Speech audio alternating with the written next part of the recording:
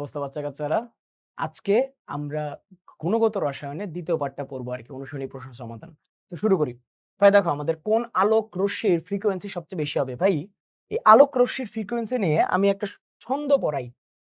আমি একটা ছন্দ দিয়ে তোমাদের পড়াই। যারা এর আগে ক্লাস করছো তারা জানো সেই ছন্দটা। সেই ছন্দটা কি ভাই? যে বেঈমান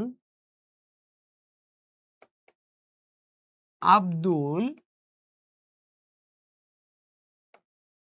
অতীতের এক্স এর গ্রামে যায়। বেঈমান আব্দুল অতীতের এক্স এর গ্রামে যায়। এখন কোনটা দ্বারা কি বোঝায়? হ্যাঁ, এই যে বেঈমান, এই বে দ্বারা বোঝায় হলো বেতার, মানে রেডিও। এর সাথে আমরা টেলিভিশনও পড়ে রাখি। ঠিক আছে? যে টেলিভিশন তরঙ্গ বা টিভি রে। মা দ্বারা কি বোঝায়? এই জায়গায় আমাদের বেঈমানের মা দ্বারা বোঝায় আমাদের, আচ্ছা, বেঈমান আব্দুল অতীতের এক্স এর গ্রামে যায়। বেঈমানের বেই দ্বারা কি বোঝায় ভাই? বে দ্বারা বোঝায় বেতার। আমরা এর সাথে টেলিভিশন পড়ি। মান দ্বারা কি বোঝায় ভাই? মা দ্বারা বোঝায় মাইক্রোওয়েভ। মা দ্বারা কি বোঝায় ভাই? মাইক্রোওয়েভ। ঠিক আছে? আব্দুলের এই আব দ্বারা বোঝায় অবলোহিত। কি বোঝায় ভাইয়া? অবলোহিত। দুল দ্বারা বোঝায় ভাই দৃশ্যমান। দুল দ্বারা কি বোঝায়? দৃশ্যমান। অতীতের এটা দ্বারা বোঝায় কি ভাই? অতি বেগুনি। কি বোঝায় ভাই? অতি বেগুনি। এক্স এর দ্বারা বোঝায় এক্স রে। গামের গা দ্বারা বোঝায় গামা রে। আর ম দ্বারা বোঝায় মহাজাগতিক রশ্মি। ম দ্বারা কি বোঝায়? মহাজাগতিক রশ্মি। ঠিক আছে? আমি তো এখন এটা লিখলাম। আমি এটা লিখছি না? এখন এটা লেখার পরে তোমার মনে রাখতে হবে যে ভাই, আমরা যদি এই বাম থেকে ডানে যাই, আমরা যদি এই বাম থেকে ডানে যাই, বাম থেকে ডানে গেলে আমাদের তরঙ্গ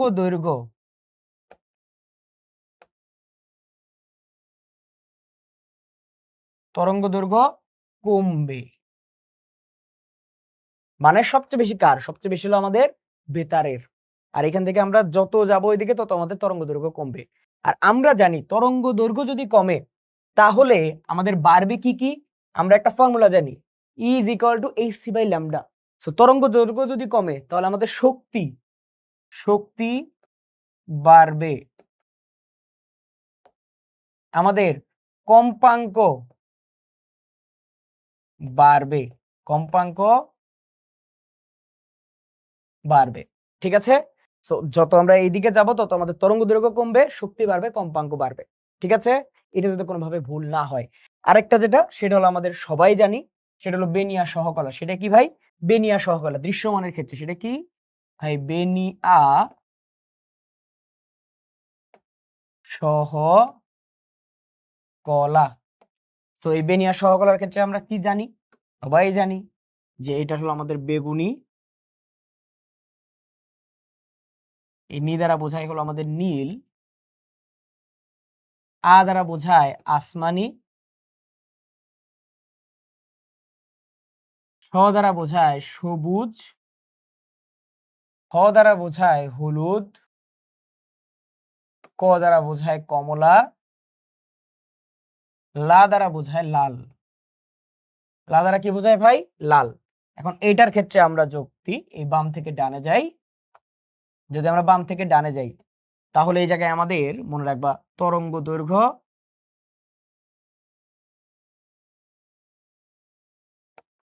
বাড়বে। আর তরঙ্গ দৈর্ঘ্য যদি বাড়ে তাহলে আমাদের শক্তি কমবে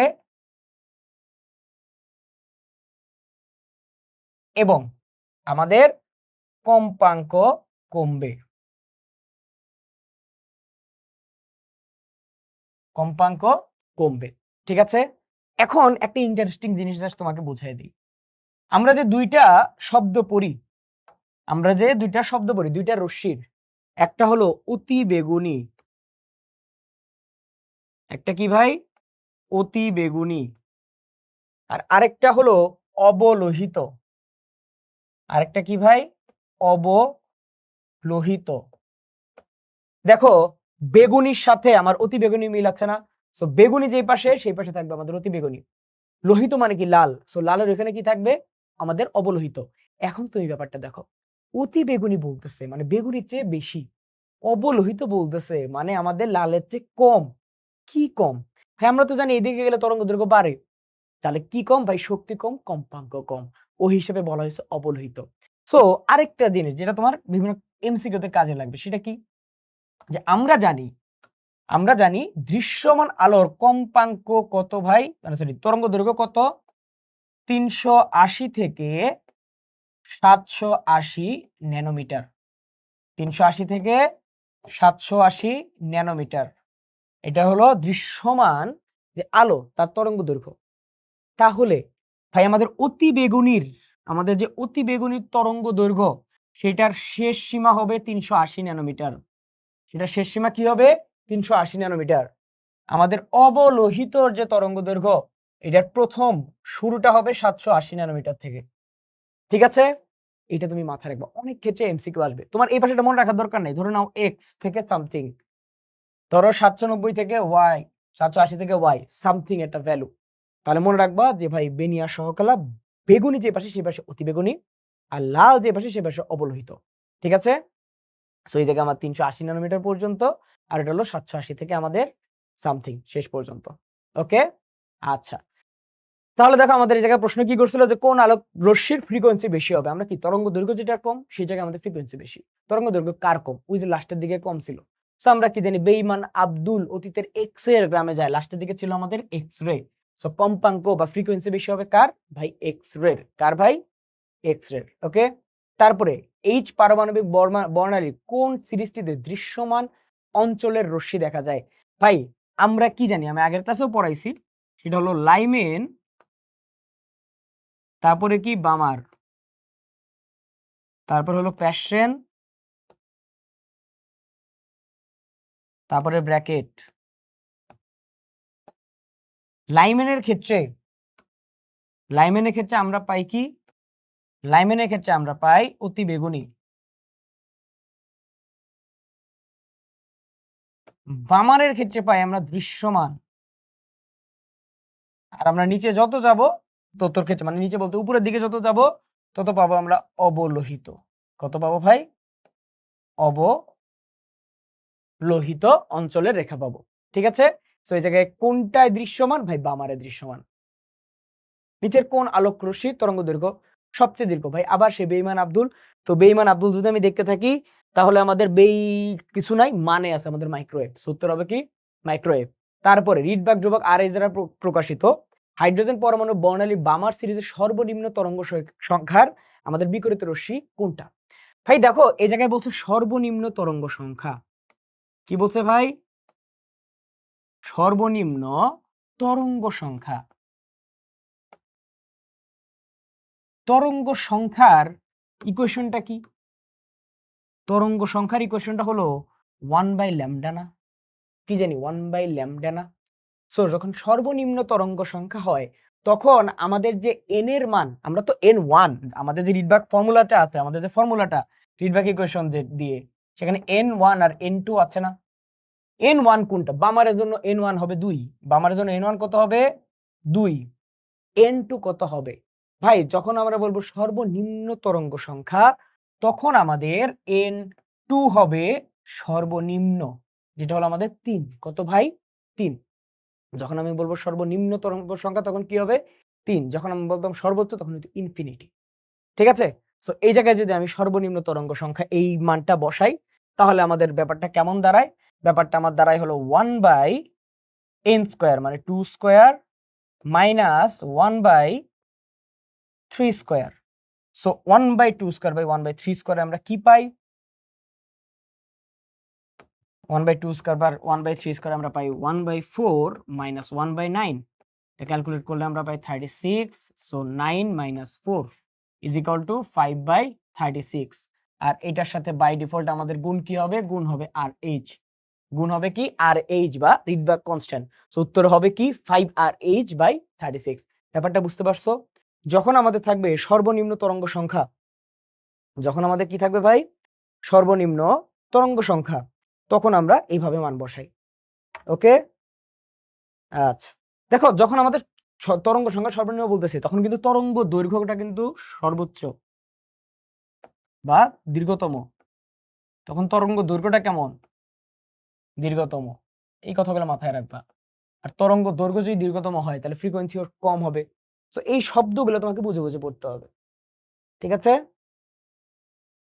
ওকে, তাহলে তরঙ্গ দৈর্ঘ্য দীর্ঘতম বা তরঙ্গ সংখ্যা যদি আমি সর্বনিম্ন বলি, তখন আমি এন এর মান বসাবো ভাই সর্বনিম্ন, মানে ওটা হচ্ছে এক বেশি, ওটা হচ্ছে কত ভাই, এক বেশি, মানে আমার 2 এর চেয়ে এক বেশি 3 হবে।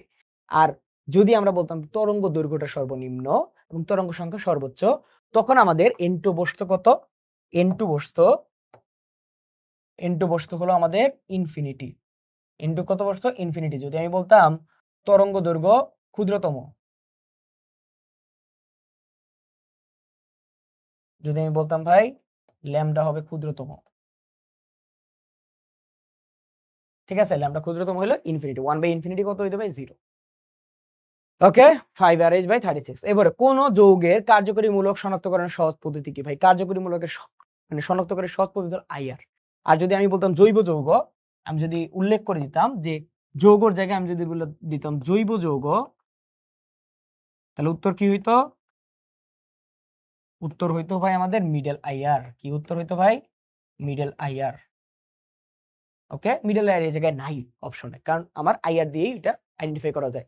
বিদ্যুৎ চৌম্বকীয় বিকিরণের সর্বাধিক তরঙ্গ দৈর্ঘ্য পরিসর কোনটিতে? বেইমান আব্দুল। সো বেইমান আব্দুল দিয়ে ওই যে বলছিলাম না বেতারের সাথে টেলিভিশন মাথায় রাখবা, সো উত্তর হলো টেলিভিশন তরঙ্গ। তারপরে একটি মৌলের পরমাণু বহিস্তরের দুটি অরবিটালে ইলেকট্রন বিন্যাস হলো এত। তারপরে এখন বলছে হলে পর্যায় সারণীতে মৌলটির অবস্থান কোনটা হবে? ভাই দেখো আমাদের লাস্ট ইলেকট্রন প্রবেশ করছে কোথায়, S1 এ। কোথায়, S1 এ। তার আগে তুমি আবার পাচ্ছ ডি অরবিটাল। কি পাচ্ছ, ডি অরবিটাল। তার মানে এটা কোন ব্লকে আছে, এটা আছে ডি ব্লকে। কোন ব্লকে আছে, ডি ব্লকে। সো ডি ব্লকের ক্ষেত্রে আমরা গ্রুপ সংখ্যা কিভাবে বের করি, গ্রুপ সংখ্যা বের করি ভাই ডি তে যত আছে প্লাস আমাদের এস তে যত আছে। সো ডি তে আছে 10, এস এ আছে 1, গ্রুপ সংখ্যা হবে 11। আর পিরিয়ড সংখ্যা বা আমাদের পর্যায় সবসময় হয় সর্ববহিস্থ ইলেকট্রন, মানে ইলেকট্রনটা সর্ববহিস্থ কোন স্তরে আছে ভাই, আছে হলো 4 এ। সো পর্যায় হবে 4, গ্রুপ হবে 11। আর 11 কে আমরা কিভাবে রিপ্রেজেন্ট করি, এই জায়গায় ভাই আমাদের যদিও এইভাবে লেখা আছে, সো আমরা এই রিপ্রেজেন্ট করি 1b দ্বারা। কি দ্বারা প্রকাশ করি, 1b। তারপর কোনটির কম্পাঙ্ক বেশি ভাই, যেটার তরঙ্গ দৈর্ঘ্য কম সেটা কম্পাঙ্ক বেশি। তো লাস্টের দিকে আছে কোনটা ভাই, এখানে লাস্টের দিকে আছে এক্স রে, সো এটা কম্পাঙ্ক হবে বেশি। সহজ কোশ্চেন। কোয়ান্টাম শক্তি বিকিরিত শক্তির কম্পাঙ্কের সাথে সম্পর্ক কি রকম ভাই? বিকিরিত শক্তি বলতে বোঝাইতেছে ভাই ডেল্টা ই, মানে E is proportional to H nu. So আমাদের এই ই এর সাথে আমাদের কম্পাঙ্কের সম্পর্কটা কেমন, সমানুপাতিক। আর যদি তরঙ্গ দৈর্ঘ্য বলতাম তাহলে ব্যস্তানুপাতিক।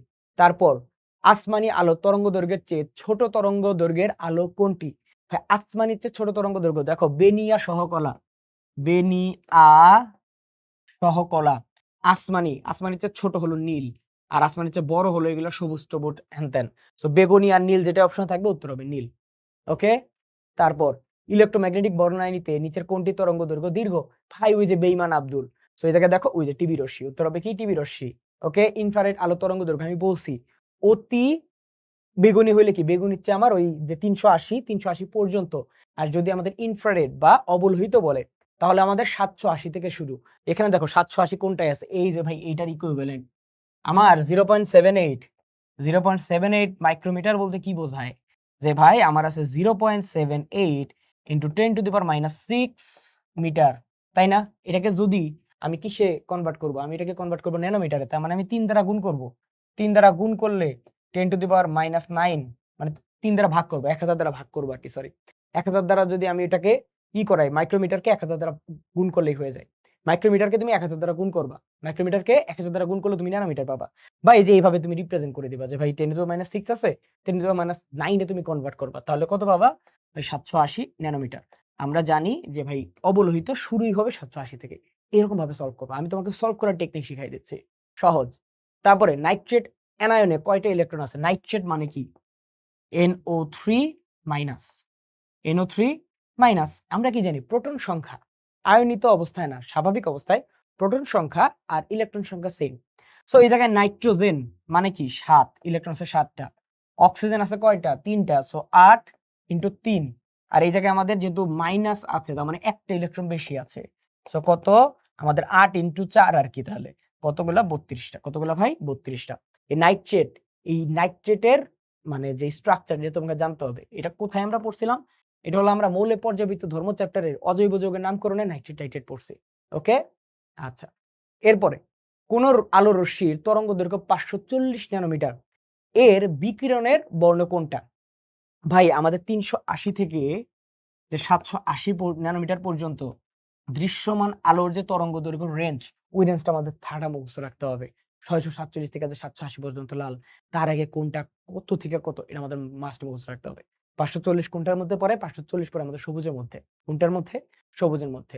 তারপর ইলেকট্রনে কোন অরবিটাল থেকে মানে কোন অরবিটাল থেকে স্থানান্তর ঘটলে বামার সিরিজের তৃতীয় রেখা বর্ণালী উৎপত্তি হয়? ভাই দেখো, বামার সিরিজ মানে কি N2, যখন N3 থেকে N2 তে আসবে তখন হবে প্রথম রেখা বর্ণালী। কত নম্বর রেখা বর্ণালী? প্রথম।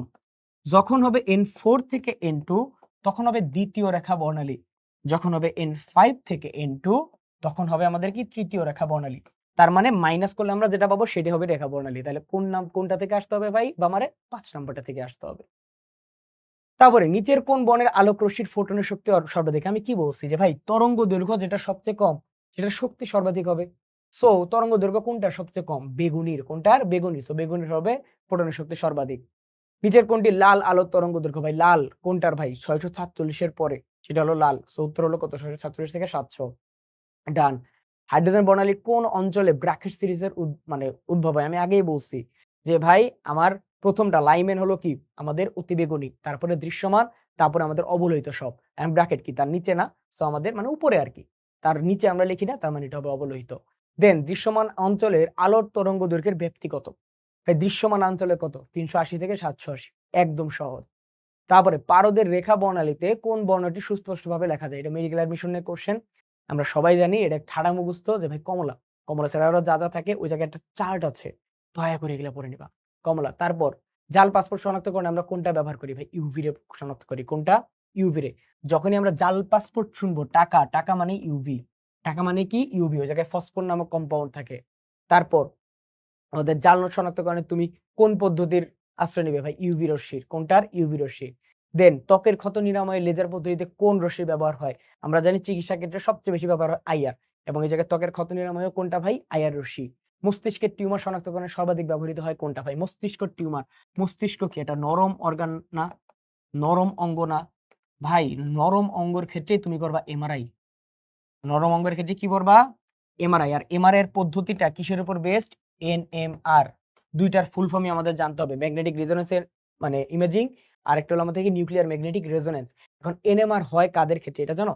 এনএমআর হওয়ার জন্য আমাদের ওই জায়গায় প্রোটন সংখ্যা বা ইলেকট্রন সংখ্যা বিজোড় হইতে হবে। 1 বা 3 বা সামথিং, মানে কি হইতে হবে ভাই? বিজোড় হইতে হবে। কি হইতে হবে? বিজোড়। বিজোড় না হইলে সেখানে কাজ করবে না। সো এই জায়গায় মস্তিষ্কের টিউমার বলছে, তার মানে উত্তর হবে কি এমআরআই, সফট অর্গান। তারপর পরমাণু কোন ধর্মের উপর নির্ভর করে? এনএমআর। এনএমআর মানে কি? নিউক্লিয়ার ম্যাগনেটিক রেজোনেন্স, শব্দের মধ্যে আছে চৌম্বক। তো উত্তর হবে কি চৌম্বক ধর্ম। বর্ণালীমিতিক বিশ্লেষণ কোনটা ভাই? বর্ণালীমিতিক। বর্ণালী মানে আমাদের তরঙ্গ দৈর্ঘ্য সহ এইসবের উপর ভিত্তি করবে। তার মানে কি আমাদের ইমেজিং, ইমেজিং কোনটাতে আছে ভাই? এমআরআই। এমআরআই এর আমাদের বিশ্লেষণটা হয় কিসের মাধ্যমে? এনএমআর। সো উত্তর হবে এনএমআর। নিচের কোন নিউক্লিয়াসটি এনএমআর সক্রিয়? ভাই আমি বলছি বিজোড় হইতে হবে। কি হইতে হবে? বিজোড়। যেকোনো একটা কিছু বিজোড় হইতে হবে।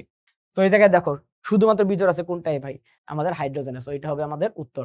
পানিতে হাইড্রোজেন থাকে না, সো পানি হলো এনএমআর সক্রিয়। দেন এমআরআই কি? Magnetic resonance imaging. এটার বাংলা কি? ম্যাগনেটিক মানে চৌম্বকীয়, রেজোনেন্স মানে অনুরণন, আর ইমেজিং মানে প্রতিচ্ছবিকরণ। সো কি হবে? চৌম্বকীয় অনুরণন প্রতিচ্ছবিকরণ। খুবই সহজ। এমআরআই যন্ত্রের সাহায্যে মানবদেহের রোগ নির্ণয়ে কোন মৌলটির ভূমিকা রয়েছে ভাই? কার? যার বিজোড় আছে। যার কি ভাই? বিজোড় আছে, সামথিং প্রোটন বা নিউট্রন সামথিং যেটা বিজোড় আছে। সো বিজোড় থাকলে কি করতে পারবো আমরা? ওইটাকে ইউজ করতে পারবো। সো বিজোড় আছে কোনটায়? বিজোড় আছে ভাই আমাদের হাইড্রোজেনে। সূত্র হলো হাইড্রোজেন। দেন সোডিয়ামের শিখা পরীক্ষায় কত তরঙ্গ দৈর্ঘ্যে বর্ণালী সৃষ্টি হয়? সোডিয়াম কি সোনালী হলুদ না? তো হলুদের মধ্যে কোনটা পড়ে? বিনিয়া সহ কলা। ওটার মধ্যে কোনটা পড়ে? ওটার মধ্যে পরে হলো আমাদের 590 প্লাস এটা একদম সরাসরি বইয়ের লাইন যে ভাই সোডিয়াম শিখায় কত তরঙ্গ দৈর্ঘ্যে বর্ণালী সৃষ্টি হয়? ভাই 590 এবং এখানে আমরা হলুদ পাই, সোনালী হলুদ পাই। দেন আমাদের শিক্ষা পরীক্ষায় কোন আয়নটি নীলাভ সবুজ বর্ণ দেখায়? ভাই নীলাভ সবুজ কোনটা ছিল? নীলাভ সবুজ ছিল আমাদের কপার। কোনটা ভাই? কপার। এখন যদি তোমাকে আমি প্রশ্ন করি যেটা গত বছর মেডিকেল ভর্তি পরীক্ষায় প্রশ্নতে আসছে 2024-25 সেটা কি? যে ভাই আমাদের যে শিক্ষা পরীক্ষায় তো আমরা কোবাল্ট ব্লু গ্লাস ইউজ করি না। কোবাল্ট ব্লু গ্লাসে কোন আলোটা সম্পূর্ণভাবে শোষিত হয়? সোনালী হলুদ। এটা কিন্তু অনুশীলনী প্রশ্ন ছিল, হুবহু আসছে। দেন শিক্ষা পরীক্ষায় ইটের মতো লাল শিখা কোনটা দেখায়? ভাই ইটের মতন লাল। ইটের মতন লাল মানে ক্যালসিয়াম। ইটের মতন লাল মানে কি? ক্যালসিয়াম। এগুলো সবই টেবিল থেকে। টেবিল আমরা তোমাদেরকে একদম ডিটেইলসে পড়াই দিছি। ওকে, তারপর শিক্ষা পরীক্ষায় সোনালী হলুদ শিখা কোনটা করে? সোনালী হলুদ মানে কি? সোডিয়াম। দেন আমাদের শিক্ষা পরীক্ষার নিচের কোন আয়নটি বেগুনি বর্ণ দেখায়? ভাই বেগুনি। বেগুনি আমরা কোনটার ক্ষেত্রে পড়ছিলাম ভাই? পটাশিয়াম। কোনটার ক্ষেত্রে? পটাশিয়াম। দেন ব্লু গ্লাসের মধ্য দিয়ে গোলাপি লাল বর্ণের শিখা কোনটা দেখায়? ভাই গোলাপি লাল। সেটা কি? কোবাল্ট ব্লু গ্লাসের মধ্য দিয়ে। উত্তর কি ছিল ভাই? পটাশিয়াম। পটাশিয়ামটা ছিল আমাদের খালি চোখে বেগুনি এবং যখন আমাদের ব্লু গ্লাসের মধ্যে দিয়ে তখন হয়ে গেছিল গোলাপি লাল। ডান। শিক্ষা পরীক্ষায় ব্যবহৃত কোবাল্ট ব্লু গ্লাস কোন আলো সম্পূর্ণ শোষণ করে? দেখছো? এটা কিন্তু অনুশীলনী থেকে বোর্ড কোশ্চেন থেকে সরাসরি চলে আসছে আমাদের কোথায়? সরাসরি চলে আসছে মেডিকেল ভর্তি পরীক্ষা। সো মনে রাখবা বোর্ড কোশ্চেন থেকেও হুবহু আমাদের প্রশ্ন চলে আসে মেডিকেল ভর্তি পরীক্ষায়। সো উত্তর হবে কি ভাই? আমাদের সোনালী হলুদ। দেন কোনটি শিক্ষা পরীক্ষা দেয় না? শিক্ষা পরীক্ষা দেয় না কোনটা? আমরা জানি যে ভাই বেরিলিয়াম এবং ম্যাগনেসিয়াম এস ব্লকের মধ্যে এই দুইটা এলিমেন্ট ভাই শিক্ষা পরীক্ষা দেয় না। তারপর পরমাণু শিখে কপার কি বর্ণ দেয় ভাই? আবারও সেম কোশ্চেন, কপার দিবে আমাদের নীলাভ সবুজ বর্ণ। দেন আমাদের 25 ডিগ্রি সেলসিয়াসে অ্যালুমিনিয়াম সালফেটের দ্রাব্যতা S হলে এর আয়নিক গুণফল কত হবে? এগুলা বের করার প্রসেস আমরা কি জানি? যে ভাই এটা দ্রাব্যতা যদি S হয় তাহলে অ্যালুমিনিয়াম 3+ এটা দ্রাব্যতাও S, সালফেট 2+ এটা দ্রাব্যতাও S। এখন এই Al2 আছে না? দুইটা অ্যালুমিনিয়াম আছে না? সো সেটা হবে 2S। সালফেট 3টা আছে না? সো সেটা হবে 3S। যত আমি সহগ যোগ করছি তত আমি পাওয়ার যোগ করব। তো তাহলে কি হবে? 4s² ইনটু 27s³ 4 ইনটু 27 কত হয় ভাই? 128। 4 ইনটু 27 কত হয়? 108। So 108s⁵। সো আমাদের এই আয়নিক গুণফল বের করার উপায়টা কি? আয়নিক গুণফল বের করার উপায় হলো আমাদের যতগুলা আমাদের আছে মৌল আছে ততগুলা আমাদের তার নিচে বসাবো এবং ততগুলা তার পাওয়ারে বসাবো, তার সহগে বসাবো। সো এই জায়গায় কি যে ভাই সহগ তারপরে পাওয়ার। অ্যালুমিনিয়াম আছে 2টা। তার মানে আমাদের 2 বসবে এস এর সাথে, আবার এইটাই কি হবে? পাওয়ার হবে। দেন আমাদের সালফেট আছে কয়টা? 3টা। সো ওই জায়গায় আমাদের এস এর সাথে বসবে 3 এবং ওই 3ই আবার পাওয়ারে যাবে। তারপরে ক্যালকুলেট করব, এটাই হলো আমাদের আয়নিক গুণফল। তারপর আমাদের জিঙ্ক ফসফেটের দ্রাব্যতা গুণাঙ্ক কোনটি? এই জায়গায় একটু হয়তো নিচে চলে গেছে, এটা আমি তোমাদের একটু বোঝাই দিই। এটা কবির স্যারের একদম বইয়ের প্রশ্ন। ভাই দেখো এটাকে আমরা লিখতে পারি না যে জিঙ্ক 2+, তারপর এই জায়গায় আমাদের ফসফেট 3+, লিখতে পারি তো? লিখলাম। এখন এই জিঙ্ক প্লাসের যে আমাদের দ্রাব্যতা সেটা কত আমাদের? S। কত? S। আছে 3টা, সো সেটাকে আমরা লিখি 3S। আছে 3টা, সেটাকে আমরা কি লিখি? 3S। ফসফেট সেটাও S। আছে 2টা, আমরা লিখব 2S।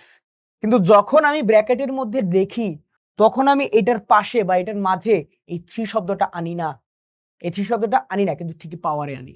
ঠিকই কোথায় আনি? পাওয়ারে আনি। সেম ফসফেটের ক্ষেত্রেও আমি যখন এই ব্র্যাকেট আকারে দ্রাব্যতা লিখবো বা আমরা এই যেভাবে কনসেন্ট্রেশন বোঝাবো, তখন আমরা কখনোই এই 2টা তার সামনে আসবো না, কিন্তু এটা নিব তার পাওয়ারে। সো এই জায়গায় আমাদের শুধুমাত্র এখানে কোনো সহগে বসবে না, বসবে পাওয়ারে।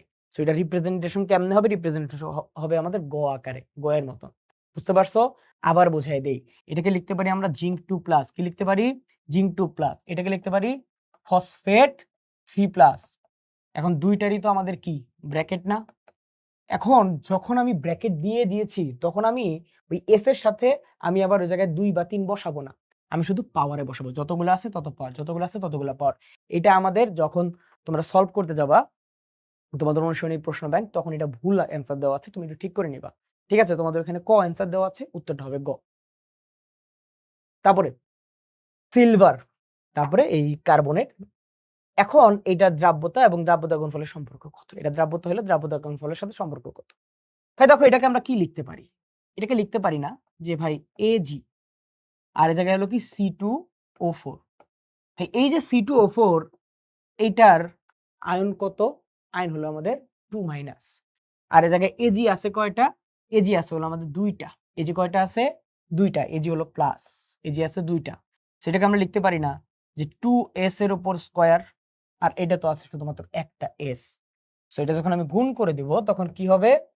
4s3। তখন কি হবে? 4s3। বুঝতে পারছো?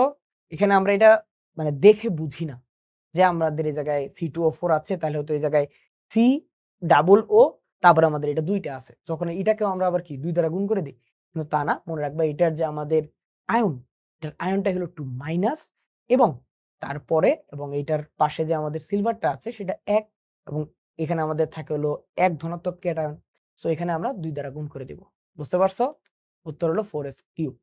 দেন 50 মিলিলিটার সম্পৃক্ত দ্রবণে 5 গ্রাম ক্যালসিয়াম ক্লোরাইড আছে, লিটার প্রতি ক্যালসিয়াম ক্লোরাইডের দ্রাব্যতা কত? তাই খুবই সহজ ম্যাথ। এই জায়গায় দেখো, আমি তোমাকে বলি, এটা তুমি যখন ওই অন্য ইয়ের সাথে মিলাবা এটা মিলবে না। তুমি যখন অন্যটার সাথে মিলাবা মিলবে না, কারণ এই জায়গায় আমাদের একটু ভুল করে অপশনগুলো দিয়েছে। এই অপশনগুলোর সাপেক্ষে যদি আমি পড়ায় দিই তাহলে ব্যাপারটা কেমন হবে? যে ভাই দেখো, 50 মিলিলিটারে আছে হলো কত? 5 গ্রাম। তাহলে 1 মিলিলিটারে কত হবে? 5/50। 1000-এ কত হবে? তো 1000-এ কত হবে? এই জায়গায় আমাদের 1000-এ হবে কত? এই জায়গায় হলো আমাদের 10, সো এটা হবে 100। কত? 100। কিন্তু হওয়ার কথা কি ছিল? আমাদের দ্রব্য দ্রাবক মিলাইয়া। দ্রব্য দ্রাবক মিলাই, কিন্তু এটার ক্ষেত্রে আমরা দ্রব্য দ্রাবক মিলাই করি না, কারণ অপশনে একটু ঘাবলা। সো উত্তর কি? উত্তর হলো আমাদের 100 গ্রাম পার লিটার। বাট আসলে আমরা কি করি? দ্রব্য আর দ্রাবক। বুঝতে পারছো? দ্রব আর দ্রাবকের মধ্যে করি। প্যারা নাই, যে যেটা অপশন আছে সেটা। অধঃক্ষেপণের শর্ত কি? ভাই দেখো, KIP মানে হলো আয়নিক গুণফল, আর হলো KSP। যখন KIP KSP এর চেয়ে কম থাকে তখন সেটাকে আমরা কি বলি ভাই? তখন সেটাকে আমরা বলি আনস্যাচুরেটেড বা অসম্পৃক্ত। মানে আমাদের দরকার হলো KSP এর সমান। মানে KSP কি? সলিবিলিটি প্রোডাক্ট, দাপদা গুণফল। দাপদা গুণফলের সবসময় কেমন থাকবে? সম্পৃক্ত থাকবে। সো আমাদের KSP এর সমান আমি চাবো। তো যখন আমাদের KIP টা KSP এর সমান হবে তখন সেটাকে বলবো আমরা সম্পৃক্ত, কিন্তু যখন কম হবে সেটাকে বলবো আমরা অসম্পৃক্ত। আর যখন KIP টা আমাদের KSP এর চেয়ে বড় হবে সেটাকে আমরা বলবো অতি সম্পৃক্ত বা সুপার স্যাচুরেটেড। এবং অতি সম্পৃক্ত যখন হবে তখনই কি হবে? তখনই অধঃক্ষেপ পড়বে। কি পড়বে? অধঃক্ষেপ পড়বে। সো KIP যখন KSP এর চেয়ে বড়, ডান। এরপরে AB যদি আমাদের A+B- মানে আমরা এটাকে আয়নিত করছি জলীয় দ্রবণে, এর আয়নিক গুণফল কি? খুবই সহজ, আয়নকে গুণ করে দিব। এখন আয়নের কোন অবস্থাকে গুণ করব? আয়নকে আমরা এই যে ব্র্যাকেট দ্বারা যোগ করে, ব্র্যাকেট যোগ করব, ব্র্যাকেট যোগ করে তারপর আমরা গুণ করে দিব। আয়নিক গুণফল মানে আয়নগুলোর গুণফল করে দিব, শেষ। যেহেতু এই জায়গায় আমার কোনো 2টা 3টা নাই, পাওয়ারের খেলা নাই, খুবই সহজ প্রশ্ন হয়ে গেছে। দেন আমাদের ক্যালসিয়াম কার্বনেট, এর দ্রাব্যতা নিম্নোক্ত কোন দ্রবণে বেশি হবে? ভাই দেখো, আমি যখন দ্রাব্যতা এই জায়গায় বেশি বানাইতে চাবো, যখন আমি এই ক্যালসিয়াম কার্বনেটের দ্রাব্যতা বেশি বানাইতে চাবো, তখন আমাদের কি লাগবে জানো? যেইটা আমাদের একটু বেশি অ্যাসিড, যেটা আমাদের একটু স্ট্রং অ্যাসিড। কেন স্ট্রং অ্যাসিড? কারণ স্ট্রং অ্যাসিড হইলেই সে কি করতে পারবে? স্ট্রং অ্যাসিড হইলে সে এই যে কার্বনেট আয়নটা আছে সেটার ঘনমাত্রাকে কমাই দিতে পারবে। সেটা ঘনমাত্রাকে কি করতে পারবে? কমাই দিতে পারবে। যখন এই কার্বনেটের সাথে সে বিক্রিয়া করবে তো সেটা মানে ঘনমাত্রা কমে যাবে। আর এইটার ঘনমাত্রা কমলে সুবিধা কি? যখন ধরো এই যে একটা পাত্র আছে, ধরো এই জায়গায় একটা পাত্র আছে, তো এই জায়গায় ধরো ক্যালসিয়াম আছে আর এই যে C2O4 এর যে আয়ন সেটাও আছে। তো আমি এই জায়গায় অন্য একটা কিছু দিলাম, ধরো একটা অ্যাসিড দিলাম। সেই অ্যাসিডটা কি করলো? সেই অ্যাসিডটা এসে আমার এই কার্বনেটের সাথে বিক্রিয়া করলো। সেই অ্যাসিডের যে ধনাত্মক আয়ন সেটা কার্বনেটের সাথে এসে বিক্রিয়া করলো। যেমন ধরো আমি ধরলাম এই হাইড্রোজেন আয়ন, সেটা এসে আমার এই কার্বনেটের সাথে বিক্রিয়া করলো। এই হাইড্রোজেন আয়ন যদি কার্বনেটের সাথে বিক্রিয়া করে তাহলে কার্বনেটের পরিমাণটা কমে যাবে না? কমে যাবে তো। এখন ওই যে আমাদের পাত্র, ওই যে দ্রবণ, ওই জায়গায় তো আমার একটা নির্দিষ্ট অ্যামাউন্ট অফ কার্বনেট আমার দরকার ছিল, আমি চাই, তখন কি হবে, অতিরিক্ত যে ক্যালসিয়াম কার্বনেটটা আছে সেটা আরো বেশি আমাদের কি ডিসলভড হবে না, আরো বেশি বিয়োজিত হবে না, আরো বেশি বিয়োজিত হইলে কি আমরা আরো বেশি কার্বনেট পাবো না, তাই তো। দ্রাব্যতা মানে কি, দ্রাব্যতা মানে যত বেশি জলীয় দ্রবণে বিয়োজিত হবে, বিযোজিত হবে, তাই না, আমরা তো তাই চাই।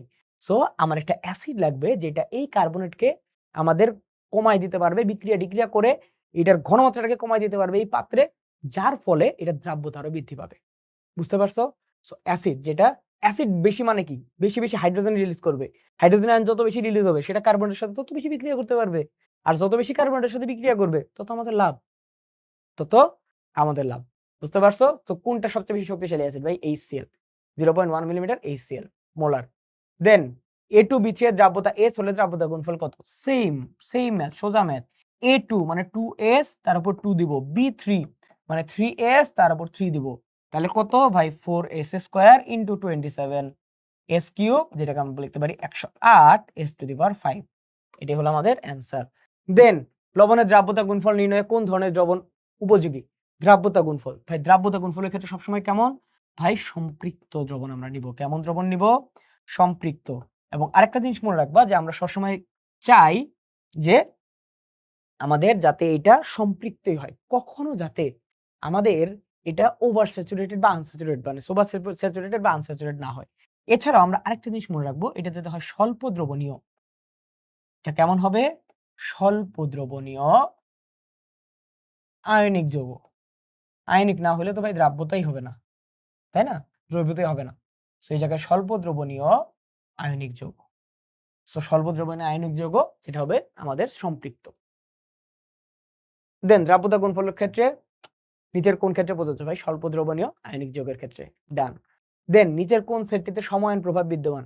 ভাই আমরা একটা জিনিস সবসময় মনে রাখবো যে ভাই আমাদের জৈব যৌগ যেগুলা আছে, ভাই জৈব যৌগ যেগুলা আছে, জৈব যৌগে কখনো সম আয়ন পাবা না, জৈব যৌগে সম আয়ন পাবো না, মানে সমায়ন প্রভাব পাবো না। সো এই জায়গায় তুমি দেখো ক্ষতেও জৈব যৌগ আছে, গতেও জৈব যৌগ আছে, ঘতেও জৈব যৌগ আছে, জৈব যৌগ নাই কোনটায়? কতে। সো এটাতে আমরা কি পাবো? সমায়ন প্রভাব পাবো, এবং এটা বইয়ের লাইনে আর কি। সো এটা মনে রাখবো, জৈব যৌগে কখনো সমায়ন পাবো না আমরা। নিচের কোনটি মানে কোনটি অতিরিক্ত অ্যামোনিয়াম দ্রবণে দ্রবণীয়? ভাই অতিরিক্ত অ্যামোনিয়া দ্রবণে দ্রবীভূত হয়ে আমরা যখন যে শনাক্তকরণ করতে গেছিলাম, শনাক্তকরণের যদি তুমি একটু দেখো কোনটা অতিরিক্ত অ্যামোনিয়াতে দ্রবণীয় ছিল, বা আমার ওই যে ওই ছিল দ্রাব্যতার ওখানে পড়ছি আমরা, কোনটা অতিরিক্ত অ্যামোনিয়াতে দ্রবণীয় ছিল ভাই? আমাদের কপার। কোনটা? কপার। ঠিক আছে, কপার হলো আমাদের অতিরিক্ত অ্যামোনিয়াতে দ্রবণীয়। দেন এ এর দ্রাব্যতা, বি এর দ্রাব্যতা এত, বিশিষ্ট তিনটি কঠিন পদার্থের মিশ্রণ থেকে উপাদানগুলোকে কিভাবে পৃথক করা যায়? ভাই কঠিন পদার্থের থেকে যখন আমি পৃথক করতে চাই তখন আমাদের মানে অনেকগুলো প্রসেস আছে। আমরা যখন দেখবা যে ভাই দ্রাবক সেম, কি ভাই? দ্রাবক সেম, মনে রাখবা এ এর দ্রাব্যতা মানে দ্রব আলাদা, এ বি সি দ্রব আলাদা না? সো যখন দেখবা দ্রব আলাদা, আমাদের দ্রাবক হলো সেম, সেটা ক্ষেত্রে আমরা আনবো কোনটা? আনবো হলো ক্যালাসন। আনবো কি? ক্যালাসন। কি আনবো? ক্যালাসন। যখন দেখবা দ্রব এক, দ্রাবক আলাদা, এক না লেখা ভাই সেম লিখি, আর দ্রাবক হলো আলাদা, সেটা ক্ষেত্রে আমরা কি করব ভাই? দ্রাবক নিষ্কাশন। এক্ষেত্রে আমরা কি করব? দ্রাবক নিষ্কাশন, কারণ দ্রাবক আলাদা, আমাদের দ্রাবকটাকে নিষ্কাশন করতে হবে। আর যখন দেখবো যে দ্রাব্যতাগুলো কাছাকাছি তখন আমরা আংশিক করি। কি করি? আংশিক। পাতন কোন ক্ষেত্রে করি? যখন আমাদের স্ফুটনাঙ্কের ডিফারেন্স থাকে। কিসের ডিফারেন্স থাকে? স্ফুটনাঙ্কের। ওকে, দেন 50 গ্রাম সম্পৃক্ত দ্রবণে 5 গ্রাম ক্যালসিয়াম ক্লোরাইড আমাদের দ্রবীভূত হলে এটা দ্রাব্যতা কত? দেখো এইটার অপশনের সাথে কিন্তু আমার সেই কনসেপ্টটা মিলে যাচ্ছে, যে কনসেপ্টটা আমি বলছিলাম দ্রব আর দ্রাবকের। তো দেখো দ্রবণ মানে কি? দ্রবণ মানে দ্রব প্লাস দ্রাবক। দ্রবণ মানে কি? দ্রব প্লাস দ্রাবক। এখন এই যে দ্রব প্লাস দ্রাবক, এইটার ভিত্তিতে আমরা কি করি ভাই? দ্রাব্যতা করি। দ্রব আর দ্রাবকের ভিত্তিতে আমরা কি করি? দ্রাব্যতা করি। ভাই আমাদের 100 গ্রাম দ্রাবকে যত গ্রাম দ্রব থাকবে সেটাকে আমরা কি বলবো? সেটাকে বলবো আমরা সেটার দ্রাব্যতা। সেটাকে আমরা কি বলবো? দ্রাব্যতা। এখন তুমি এটা ক্ষেত্রে দেখো 50 গ্রাম সম্পৃক্ত দ্রবণে 5 গ্রাম ক্যালসিয়াম ক্লোরাইড আছে। তাহলে আমাদের দ্রাবক কতখানি আছে? দ্রাবক আছে 50 - 5 মানে 45 গ্রাম। তার মানে কত? 45 গ্রাম। সো আমি এখন ম্যাথ করব। 45 গ্রামে আছে 5 গ্রাম, 1 গ্রামে আছে 5/45 গ্রাম। সুতরাং 100 গ্রামে আছে 5, 100 গ্রামে আছে ভাই 5/45 ইন্টু 100। সো আমরা এটাকে যদি ক্যালকুলেট করি কি পাবো? 1/9 ইন্টু 100। সো যখন তুমি 9 কে 100 কে 9 দ্বারা ভাগ করবা তখন তুমি কত পাবা? 9 10 এ কত? 90, 9 11 এ কত? 99। সো 11 পয়েন্ট সামথিং হবে। সো 11 পয়েন্ট সামথিং কোন অপশনে আছে? ভাই খ তে। এবং এটা কি 11 এর কাছাকাছি না? সো 11.11। সো অ্যানসার কি? 11.11। সো আমরা কি কত দ্রাবকে মানে 100 গ্রাম দ্রাবকে কতটুকু দ্রব আছে এটাই হলো দ্রাব্যতা। কিন্তু ওইটার ক্ষেত্রে ওই যে আমরা প্রথমে যেটা করলাম এটার ক্ষেত্রে অপশনই আমাদের আসলে অ্যালাউ করে নাই এইভাবে ম্যাথ করতে। সো উত্তরটা কি হবে? খ। দেন অ্যালুমিনিয়াম হাইড্রোক্সাইডের দ্রাব্যতা যদি S হয় তাহলে দ্রাব্যতা গুণাঙ্কের মান কত? সেম ভাই সেম। Aluminium hydroxide. অ্যালুমিনিয়াম কয়টা আছে ভাই? একটা। সো হবে S। হাইড্রোক্সিল কয়টা আছে ভাই? 3টা। সো এই জায়গায় 3S। তারপরে হবে কি? কিউব। সো এটাকে আমরা কি লিখতে পারি? 27s⁴। 27s⁴ আমাদের যতগুলো আছে ততটাই হবে আমাদের সহগ, ততটাই হবে আমাদের পাওয়ার। ডান। দেন 50 ডিগ্রি সেলসিয়াস তাপমাত্রায় আচ্ছা ঠিকই লিখছি। 50 ডিগ্রি সেলসিয়াস তাপমাত্রায় আমাদের পটাশিয়াম নাইট্রেট 100 গ্রাম সম্পৃক্ত দ্রবণে বাষ্পীভূত করলে 50 গ্রাম অবশেষ পাওয়া যায়। ওই তাপমাত্রায় আমাদের পটাশিয়াম নাইট্রেটের দ্রাব্যতা কত? খুবই সুন্দর প্রশ্ন। ভাই দেখো 100 গ্রাম সম্পৃক্ত দ্রবণকে বাষ্পীভূত করলে 50 গ্রাম অবশেষ পাওয়া যায়। তার মানে আমরা বুঝে গেলাম যে ভাই দ্রব হলো 50 গ্রাম। দ্রব কত গ্রাম? 50 গ্রাম। কারণ বাষ্পীভূত করলে আমাদের দ্রাবক উড়ে যাবে। সো আমাদের দ্রাবক কত? দ্রাবক হলো 100 - 50 গ্রাম। 100 - 50 মানে হলো 50 গ্রাম। এখন বলছে যে ওই তাপমাত্রায় পটাশিয়াম নাইট্রেটের দ্রাব্যতা কত? খুবই সহজ। 50 গ্রাম দ্রাবকে দ্রব আছে 50 গ্রাম। তাহলে 1 এ কত? 1 গ্রাম, 100 তে কত? 100 গ্রাম। সো আমাদের দ্রাব্যতা কত? দ্রাব্যতা হলো 100 গ্রাম। খুবই সহজ। বাষ্পীভূত করলে কি দ্রাবক উড়ে যাবে না? সো দ্রাবক যদি উড়ে যায় যা বাকি থাকবে সেটাই দ্রব। সো দ্রব আমরা বুঝে গেলাম। সম্পৃক্ত দ্রবণ তার মানে বাকিটুকু হবে দ্রাবক। তো এখন অত গ্রাম দ্রাবকে দ্রব এত, এত গ্রামে এত, 1 গ্রামে এত, 100 গ্রামে এত। ওইটাই হলো দ্রাব্যতা। তার উত্তর কি? উত্তর হলো 100। খুবই সহজ প্রশ্ন। কোনটি পানিতে দ্রবণীয়? আমরা জানি যে ভাই আমাদের এই AgF বা AgCl, AgI এখানে আমাদের দ্রাব্যতা আছে কি নাই এটা হলো আমরা কি দ্বারা ব্যাখ্যা করতে পারি? এটা আমরা পোলার আয়ন দ্বারা ব্যাখ্যা করতাম। কি দ্বারা ব্যাখ্যা করতাম? পোলার আয়ন দ্বারা ব্যাখ্যা করতাম। কিভাবে ব্যাখ্যা করতাম? যে ভাই আমরা জানি যে ভাই পোলার আয়নে আমাদের আয়নিক যৌগের সমযোজী বৈশিষ্ট্য প্রকাশ পায়। চার্জ যত বেশি পোলার আয়ন তত বেশি। আকারের ক্ষেত্রে ক্যাটায়ন যত ছোট হবে তত আমাদের কি বেশি? পোলার আয়ন বেশি। আমাদের অ্যানায়ন যত বড় হবে তত আমাদের পোলার আয়ন বেশি। আরেকটা হলো DF ব্লক যদি থাকে। এখন তুমি দেখো আমাদের জায়গায় ক্যাটায়ন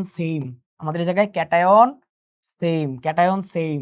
আমাদের আলাদা হলো কি অ্যানায়ন। সো অ্যানায়ন যত বড় হবে নিচের দিকে কি আমাদের বড় হচ্ছে না? সো যত বড় হবে তত আমাদের পোলার আয়ন বাড়বে। এখন পোলার আয়ন বাড়লে সমস্যাটা কি? পোলার আয়ন বাড়লে ভাই আমাদের সমযোজী বৈশিষ্ট্য বাড়ে।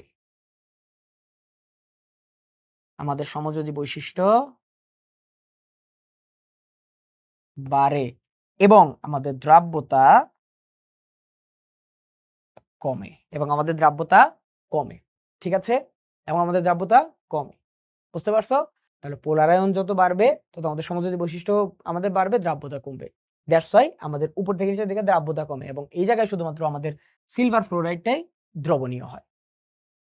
তারপরে ম্যাগনেসিয়াম ফসফেটের দ্রাব্যতা গুণাঙ্ক কোনটি? ভাই আবার একটু এলোমেলো হয়ে গেছে, আমি খুবই দুঃখিত। বাট তোমাকে যদি দেখাই ভাই ম্যাগনেসিয়াম ফসফেট সেম জিনিস, সেম। ম্যাগনেসিয়াম ফসফেট ভাই আমরা ম্যাগনেসিয়াম মানে কি জানি? 2+। ফসফেট মানে জানি 3 তার মানে আমাদের ম্যাগনেসিয়াম থাকবে কয়টা? ম্যাগনেসিয়াম থাকবে 3টা, ফসফেট থাকবে 2টা। ম্যাগনেসিয়াম থাকবে 3টা, ফসফেট থাকবে 2টা। সর্বপ্রথম তোমাকে এটা লিখতে হবে। এখন যখন এই স্ট্রাকচারে আমি লিখি তখন আমি কি বলি যে ভাই ম্যাগনেসিয়াম 2+, তুমি ম্যাগনেসিয়াম 2+ এর মতন লিখে একটা ব্র্যাকেট দাও। ফসফেট 3+, ফসফেট 3+, তো 3+ রেখে তুমি একটা ব্র্যাকেট দাও। আছে কয়টা? 3টা, উপরে দিবা। আছে কয়টা? 2টা, উপরে দিবা। তো এটা হলো আমাদের ভ্যালু। এটা কি ভাই আমাদের ভ্যালু, যে ম্যাগনেসিয়াম 2+3, ফসফেটে 3-2, এটা কোনটাই আছে সেটা হবে উত্তর।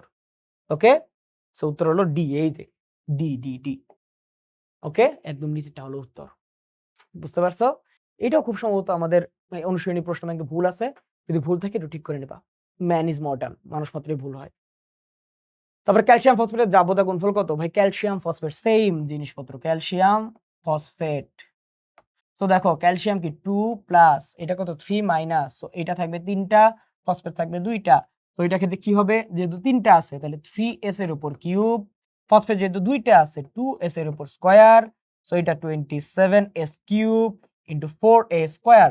এটা দ্বারা আমরা কি বুঝি? এটা হলো 108s⁵, 108s⁵। এটা হলো আমাদের দ্রাব্যতা গুণফল। দেন কক্ষ তাপমাত্রায় 225 সম্পৃক্ত দ্রবণে আমাদের 75 গ্রাম দ্রবীভূত থাকলে দ্রাব্যতা কত? সেম জিনিস, দ্রবণ আছে তার মানে তোমার দ্রাবক বের করতে হবে। তো আমি জানি দ্রব হলো কত? 75 গ্রাম। দ্রাবক তাহলে কত? দ্রাবক হলো 225 থেকে আমি 75 মাইনাস করব, তার মানে হলো 150 গ্রাম। সো আমার এখন দ্রাব্যতা বের করতে হবে। দ্রাব্যতা তাহলে কি? যে ভাই 150 গ্রাম দ্রাবকে দ্রব কত আছে ভাই? 75 গ্রাম। তুমি যখন ম্যাথ করবা পরীক্ষার হলে বসে তখন তুমি এত কিছু লিখবা না, তুমি মনে মনে ক্যালকুলেশন করবা বা ছোটখাটো ভাবে। তাহলে 150 গ্রামে আছে 75 গ্রাম, 1 গ্রামে আছে 75/150 গ্রাম, আর 100 গ্রামে তাহলে কত? 100 গ্রামে আমাদের 75/150 ইন্টু 100, ক্যালকুলেশন করলে আমরা পি পাই 250। সো দ্রাব্যতা হলো আমাদের 50 গ্রাম। দ্রাব্যতা কত? 50 গ্রাম। উত্তর হলো 50। দেন mx2 এর দ্রাব্যতা গুণফল কোনটা?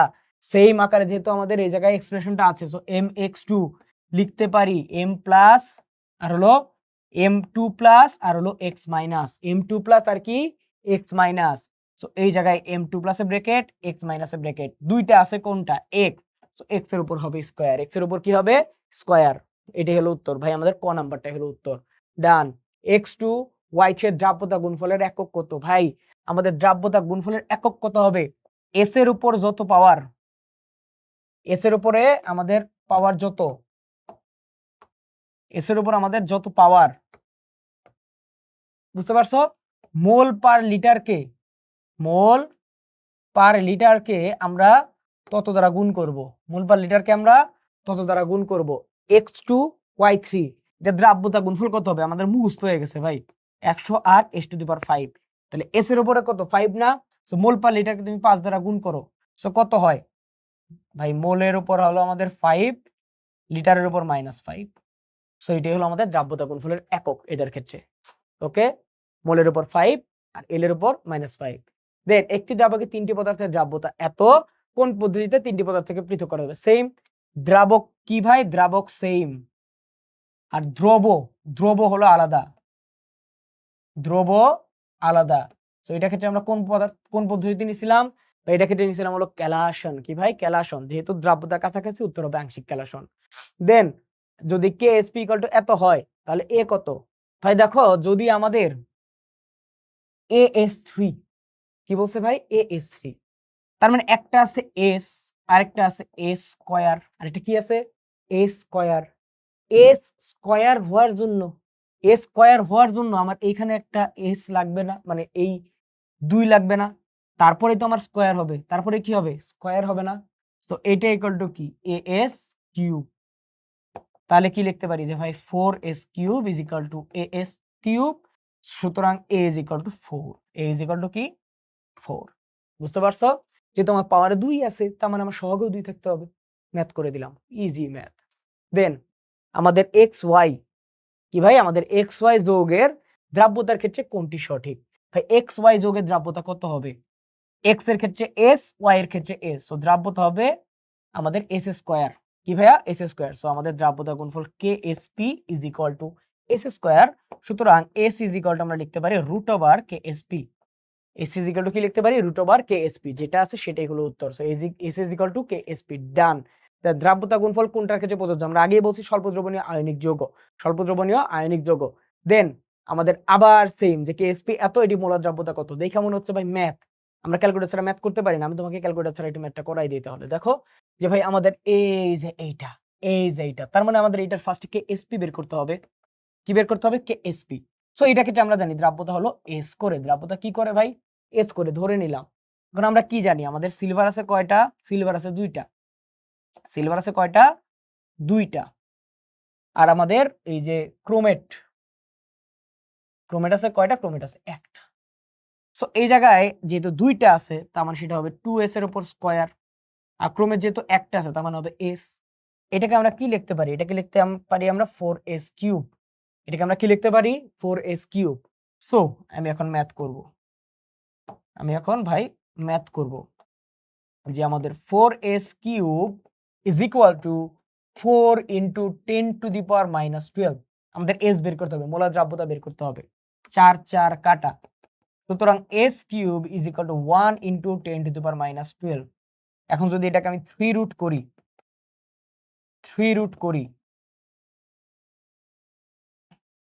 এটাকে যদি আমি 3 রুট করি তাহলে কি হবে ভাই? এটাকে আমি কি 3 দ্বারা ভাগ করব না? 3 দ্বারা ভাগ করলে আমি কি কত পাবো? 1 into 10 to the power -4। 1 into 10 to the power -4, এটা হবে উত্তর। বুঝতে পারছো? দেখে মনে হচ্ছে হয়তো কঠিন, বাট আসলে সহজ জিনিস। দেন নিচলা দ্রবণ দ্বারা কোন ক্যাটায়ন শনাক্ত করা যায়? নিচলা দ্রবণ দ্বারা কোনটা শনাক্ত করছিলাম আমরা? নিচলা দ্রবণ কোনটা ছিল বলো তো? K2HgI4, তার সাথে আমাদের সোডিয়াম হাইড্রোক্সাইড অথবা পটাশিয়াম হাইড্রোক্সাইড। ওইটাতে আমরা কোনটা শনাক্ত করছিলাম ভাই? অ্যামোনিয়াম। কোনটা? অ্যামোনিয়াম। দেন সোডিয়াম আয়ন শনাক্ত করে কোনটা ব্যবহার করছিলাম ভাই? পটাশিয়াম পাইরো অ্যান্টিমোনেট। কোনটা? পটাশিয়াম পাইরো অ্যান্টিমোনেট। এবং এটা দ্বারা বিক্রিয়া করার পরে আমাদের কি হয়েছিল? Na2H2SB2O7। এই যে এটা আমরা পাইছিলাম না, তোমরা জেনে থাকবা যে ভাই সোডিয়াম প্লাসের প্রায় সবগুলা যৌগই দ্রবণীয়, এক্সেপ্ট দিস। এটা হলো ভাই অদ্রবণীয়। এটা কেমন? অদ্রবণীয়। ওকে, আচ্ছা। দেন অ্যামোনিয়াম অক্সালেট দ্বারা কোন ক্যাটায়নের মানে নিশ্চিতকরণ পরীক্ষা করা হয়? অ্যামোনিয়াম অক্সালেট দ্বারা একদম প্রথম যেটা পড়ছিলাম, কোনটা ভাই? আমাদের ক্যালসিয়াম। কোনটার? ক্যালসিয়াম। যে ভাই অ্যামোনিয়াম অক্সালেট দ্বারা আমরা ক্যালসিয়াম আয়নের ক্যাটায়নের মানে ক্যালসিয়াম ক্যাটায়ন, যেটা ক্যালসিয়াম আয়ন, সেটা নিশ্চিতকরণ পরীক্ষা করি। দেন আমাদের জিঙ্ক 2+ আয়ন নিশ্চিতকরণের বিকারকের নাম কি ভাই? জিঙ্ক 2+। পটাশিয়াম পাইরোঅ্যান্টিমোনেট দ্বারা আমরা কি করছিলাম? পটাশিয়াম পাইরোঅ্যান্টিমোনেট দ্বারা আমরা সোডিয়াম। তারপরে পটাশিয়াম ফেরিসায়ানাইড দ্বারা আমরা আয়রনটাকেই শনাক্ত করছি। আর ফেরোসায়ানাইড, এই ফেরোসায়ানাইড দিয়েই আমরা অনেকগুলো শনাক্ত করি। তার মধ্যে একটা হলো জিঙ্ক 2+। তারপর যে ভাই কপার 2+ আয়নে অধিক অ্যামোনিয়াম হাইড্রোক্সাইড দ্রবণ যোগ করলে কোন বর্ণ সৃষ্টি হয়? ভাই দেখো, অধিক অ্যামোনিয়াম হাইড্রোক্সাইড যদি আমি কপারে দেই, আমরা কপারের ক্ষেত্রে কি পাইছিলাম? কপার যখন কপার সালফেট আমরা পাইছিলাম, ওটাকে আমরা কি বলতাম? মনে আছে? Blue vitriol. তো এই ক্ষেত্রে আমরা গাঢ় নীল পাবো। কি পাবো? গাঢ় নীল। আর মনে নাই কপার সালফেটকে ব্লু ভিট্রিয়ল বলতাম। সো সেম এখানে আমরা গাঢ় নীল পাবো। দেন পটাশিয়াম পাইরোঅ্যান্টিমোনেট দ্রবণ দ্বারা কোন ক্যাটায়ন শনাক্ত করা হয়? পটাশিয়াম পাইরোঅ্যান্টিমোনেট। কোনটা? সোডিয়াম। সোডিয়াম দিয়ে সোডিয়াম পাইরোঅ্যান্টিমোনেট হবে, যেটা আমাদের কি পানিতে অদ্রবণীয়। শেষ। এগুলো তোমার 10 সেকেন্ডে পারতে হবে। নেক্সট দ্রবণ কোনটা ভাই? নেক্সট দ্রবণ হলো K2HgI4। এইটার সাথে হয় পটাশিয়াম হাইড্রোক্সাইড যোগ হবে, নয় সোডিয়াম হাইড্রোক্সাইড যোগ হবে। ঠিক আছে? সো কোনটা অপশনে মিলে ভাই? গ নাম্বারটা। দেন সোডিয়াম পাইরো অ্যান্টিমোনেট এর সংকেত কোনটি হবে? সোডিয়াম পাইরো অ্যান্টিমোনেট সংখ্যা কি? বুঝে ভাই, পটাশিয়াম পাইরো অ্যান্টিমোনেট ছিল ওরা, ওই কে সোডিয়াম দ্বারা রিপ্লেস করে দাও। ডান। দেন আমাদের নিচের কোন ক্যাটায়ন শনাক্তকরণে পটাশিয়াম ফেরোসায়ানাইড দ্রবণ ব্যবহৃত হয়? এই পটাশিয়াম ফেরোসায়ানাইড একদম প্রথমটা কি ছিল? কপার ছিল না? তারপরে কি আমাদের জিঙ্ক, আয়রন, সবগুলোতে আমাদের কি ব্যবহার হয়েছিল ভাই? পটাশিয়াম ফেরোসায়ানাইড ব্যবহৃত হয়েছিল। দেন আমাদের পরীক্ষাগারে লবণ শনাক্তকরণে কোন ধরনের পরীক্ষণ পদ্ধতি ব্যবহার করা হয়? লবণ শনাক্তকরণে আমরা বিশ্লেষণ পদ্ধতি ব্যবহার করি। কোনটা ভাই? বিশ্লেষণ পদ্ধতি। দেন ভাই An+K4 হ্যান দিছে, লালচে অধক্ষেপ হইছে। এখন এ হলো N2, এন এর মান দিছে 2, মানে সামথিং 2+। এখন লালচে অধক্ষেপ। ভাই দেখো এখানে আয়রনের কত? জারণ সংখ্যা কত? 2 না? তার মানে এটা হলো ফেরোসায়ানাইড। কেমন সায়ানাইড? ফেরোসায়ানাইড। এখন ফেরোসায়ানাইড দিয়ে যখন আমি একটা 2+ এর কথা মনে পড়তেছে জিঙ্ক 2+, কিন্তু যখনই আমি জিঙ্ক 2+ দেই তখন সেটা হয় সাদা। এটা কি হয়? সাদা। আমি যখন ক্যাট করতেছিলাম তখন আমরা সাদা জুতায় জিঙ্ক অক্সাইড মারতাম, জিঙ্ক মারতাম। ও তখন কি হতো? জুতাটা সাদা হইতো। সো মনে রাখবা যে জায়গায় জিঙ্ক সে জায়গায় সাদা। সো এই জায়গায় আমি আরেকটা 2+ কোনটা পাইছিলাম? যেটার ক্ষেত্রে পটাশিয়াম ফেরোসায়ানাইড দিছি ভাই, যেটাতে লাল হবে কপার। কোনটায়? কপার। ডান।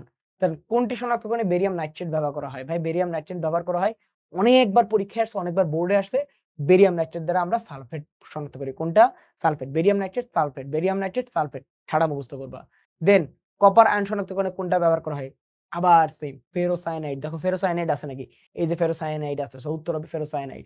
দেন আমাদের এ বেরিয়াম নাইট্রেট। ভাই আবার বেরিয়াম নাইট্রেট চলে আসছে। বেরিয়াম নাইট্রেট আসা মানেই তুমি সালফেট। বেরিয়াম নাইট্রেট আসা মানেই তুমি চলে যাবা এইটাতে। ডান।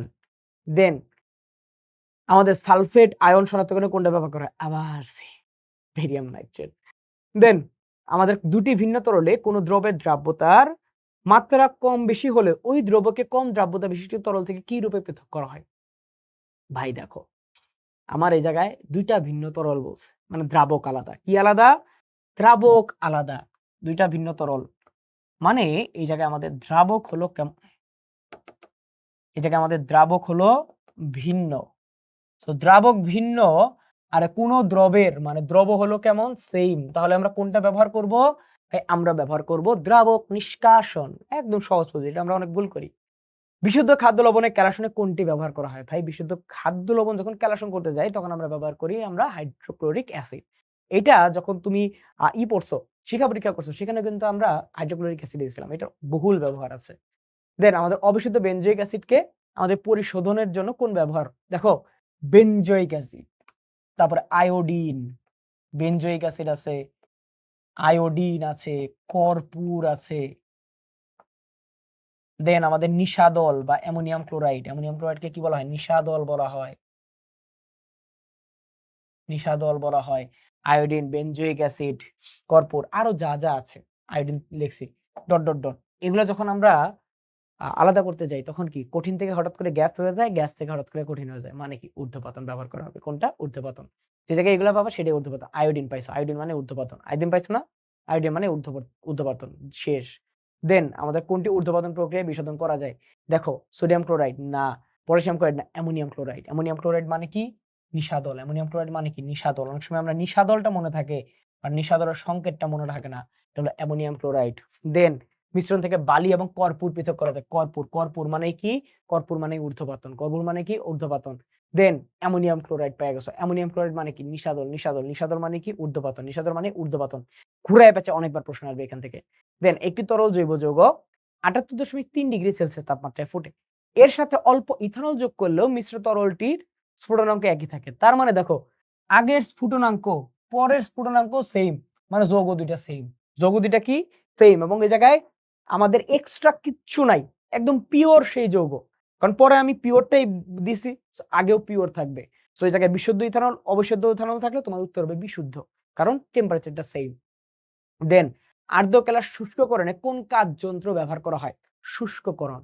শুষ্ককরণ আমরা কোন যন্ত্র করছিলাম? ডেসিকেটর মনে নাই? শুষ্ককরণ আমরা একদম চ্যাপ্টার 1 এ পড়ছিলাম। আমাদের ল্যাবরেটরি নিরাপদ ব্যবহার ডেসিকেটর। দেন কোন পদ্ধতিতে ধানের তুষ থেকে ভোজ্য তেল? ভাই ধানের তুষ থেকে আমরা ভোজ্য তেল আলাদা করছিলাম কোন পদ্ধতিতে ভাই? দ্রাবক নিষ্কাশন। কোনটাতে? দ্রাবক নিষ্কাশন। কি আলাদা করতেছি? ভোজ্য তেল। তেলটা কি দ্রাবক না? সো এটা হলো আমাদের দ্রাবক নিষ্কাশন হবে। দেন নিম্নে কোন পরীক্ষায় সালফিউরিক অ্যাসিড এবং নাইট্রিক অ্যাসিডের মধ্যে পার্থক্য করা হয়? সালফিউরিক অ্যাসিড মানে কি? সালফেট গ্রুপ আছে না? উত্তর তুমি জানো। উত্তর কি? Barium nitrate. সালফিউরিক অ্যাসিডে সালফেট গ্রুপ আছে, তার মানে তুমি উত্তর জানো বেরিয়াম নাইট্রেট। দেন যেসব জৈব যৌগে পানিতে অদ্রবণীয় এবং ফুটন্ত পানিতে বিয়োজিত হয় না কিন্তু স্টিমে উদ্বায়ী হয়। শব্দ পাওয়া গেছে স্টিম। তার মানে উত্তর হবে স্টিম পাতন। শব্দ পাওয়া গেছে স্টিম, উত্তর হবে স্টিম পাতন। প্রশ্ন দেখে এভাবে উত্তর করতে হবে। তারপর আমাদের দ্রাবক নিষ্কাশনের সবচেয়ে বেশি কোনটি ব্যবহৃত হয়? মনে রাখবা ডাইমিথাইল ইথার ব্যবহৃত হয়। কি ব্যবহৃত হয়? Diethyl ether, sorry.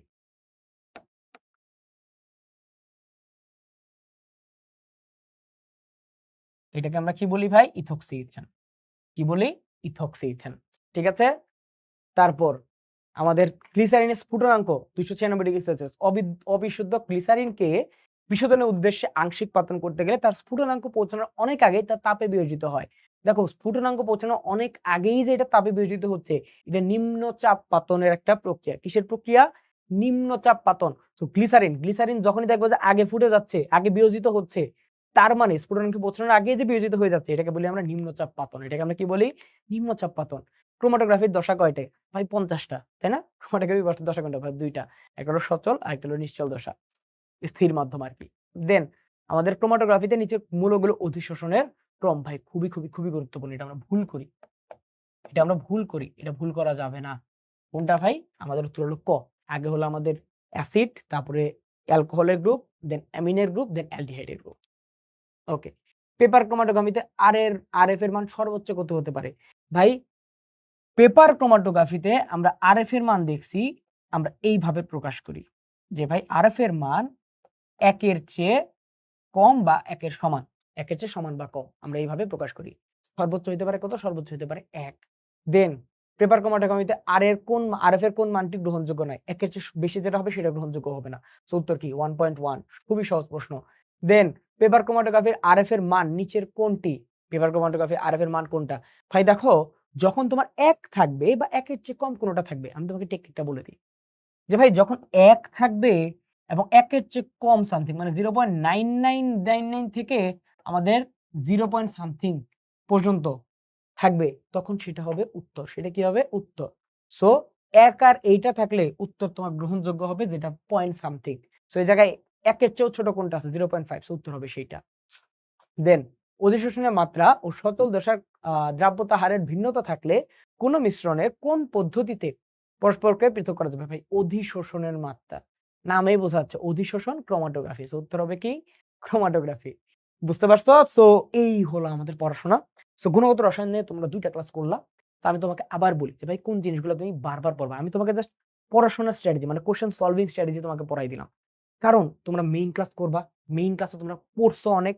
প্লাস অনুশ্রেণী যখন সলভ করতে যাবা, যখন তুমি একটু আটকে যাবা, দেখবা যে এই রেকর্ডিং এ সেটা আছে কিনা। গুরুত্বপূর্ণ গুলো এই জায়গায় তুলে দিছি, যেগুলো থেকে আমাদের পরীক্ষায় বারবার কোশ্চেন আসে। সো সেগুলো আমরা তুলেছি। একদম সব নাই। তুমি একটু বইয়ে প্র্যাকটিস করবা, তার সাথে যদি তুমি মনে করো যে ভাই আমি একটু কোশ্চেন সলভিং স্ট্র্যাটেজিটা, তাহলে তুমি সবগুলা ভিডিও দেখবা। দেখবা যে কিভাবে আমি একটা শব্দ দেখে ওটার উত্তর বুঝে যাচ্ছি। তো এইভাবে শব্দ দেখে উত্তর বুঝে যাওয়ার যে টেকনিক, এটার জন্য আমাদের এই সিরিজটা। তো আশা করি আজকের ক্লাসটা বুঝতে পারছো। এই যে চ্যাপ্টারে যতগুলো টপিকের কোশ্চেন আমরা পড়ছি, প্রত্যেকটাই কোশ্চেন ব্যাংক থেকে সলভ করবা, মূল বই পড়বা, অনুশীলনী থেকে পড়বা। ঠিক আছে? সো আজকের ক্লাস এই পর্যন্তই। আশা করি ক্লাসটা বুঝতে পারছো। আসসালামু আলাইকুম। আল্লাহ হাফেজ।